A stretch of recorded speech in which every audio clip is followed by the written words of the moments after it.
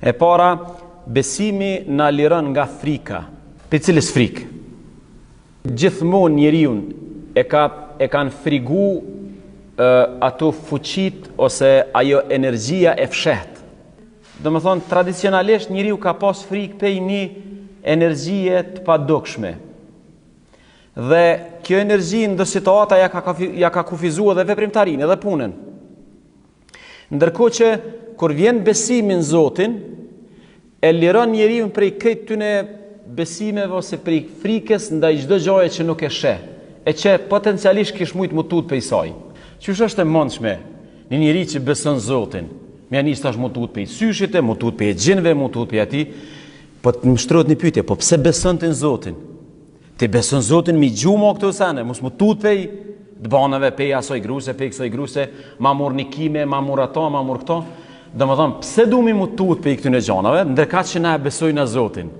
Domethënë, efekti i parë i besimit është liria nga frika, sidomos frikë e parësyshme ose frikë e cila nuk ka diçka fizike ose konkrete.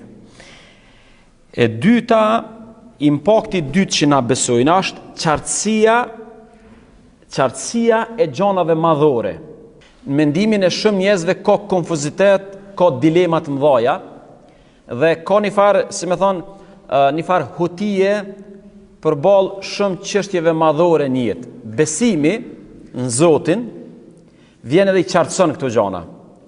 E qartëson ekzistimin e Zotit, e qartëson ekzistimin e botës tjetër, e qartëson çështjen e profecisë, e qartëson çështjen e të mirës, të keqes. Domethënë, besimi në Zotin i definon disa gjëra që kishin mujt me kanë shumë problematike për jetën, që kishin mujt me na qit shumë konfuzitet ose në dilemë. Për që ata besimtari, kështu mi thonë me gjuhën e thjesht, e ka da menën dyqysh, i ka gjanat e ndame, nuk ka dilemë. Shini tash, efekti i tretë i besimit. Çlirimi nga frika, do më thonë, e pastron pjesën e ndjenjave dhe të zemrës, e liron zemrën me funksionu, mos me pas frikë.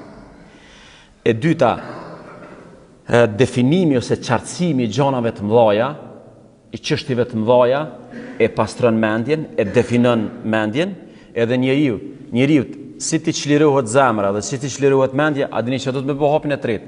Do të më përvijë dhe me zhvillu jetën, me punu dhe me angazhu dhe me bo jetën. Mi u qas kësaj gjithësie që e ka folë Zoti për ne, edhe më mundu me ndërtu jetën.